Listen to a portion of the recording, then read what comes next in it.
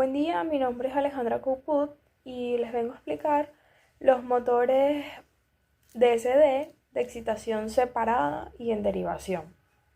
Un motor DSD de excitación separada es aquel cuyo circuito de campo se alimenta de una fuente de potencia de voltaje constante independiente, mientras que el motor CD en derivación es aquel cuyo circuito del campo obtiene su potencia directamente a través de las terminales del inducido del motor. Característica de los terminales de un motor DSD en derivación. Las características de las terminales de una máquina es una gráfica de sus cantidades de salida, donde se puede apreciar la forma de estas. En un motor, las cantidades de salida son el par y la velocidad del eje, por lo que la característica de las terminales de un motor es una gráfica donde se aprecia la relación entre su par de salida y su velocidad de salida. Este es un tipo de motor que ofrece un control preciso de la velocidad y el par motor, lo que lo hace adecuado para aplicaciones que requieren un rendimiento variable.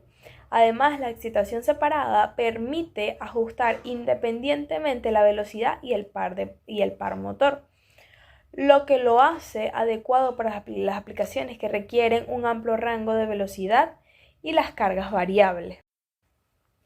Agregando más, el motor de excitación independiente, él obtiene la alimentación del rotor y del estator de dos fuentes de tensión independientes. Con ello, el campo del estator es constante al no depender de la carga del motor y el par de fuerza es entonces prácticamente constante. Las variaciones de velocidad aumentan la carga. Bueno, esta es mi maqueta de un motor de corriente continua. Yo quise plasmar un poco lo que eran las partes del motor de un motor real y por eso hice mi maqueta así. Recordemos que un motor es una máquina de corriente continua, puede trabajar como motor o como generador. Un motor convierte potencia eléctrica a potencia mecánica, mientras que un generador debe ser movido mecánicamente para que se pueda producir la electricidad. Yo quise enfocarme en las partes que hacen el cambio en los motores. Entonces, primero el estator es este que vemos aquí y yo quise hacer referencia aquí al estator. Él es el que crea el campo magnético fijo, al que se le llama excitación. En los motores pequeños se consiguen con imanes permanentes. Cada vez que se construyen imanes más potentes y como consecuencia aparecen en el mercado motores de excitación permanente mayores. Luego el rotor, yo quise como hacer la gráfica que fuera pero aquí aparece la imagen. También llamado armadura, lleva las bobinas cuyo campo crea, junto al del estator, el par de fuerzas que lo hace girar.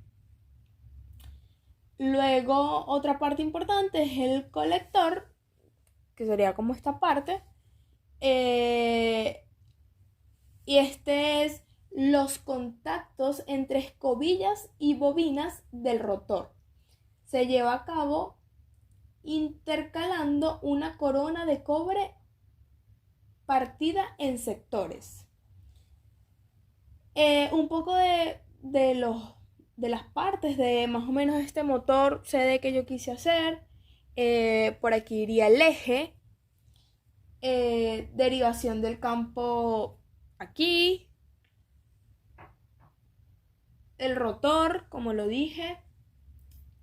Para acá trae otras cosas que podemos decir que es el colector de legados, las escobillas. Aquí van unos cajetines.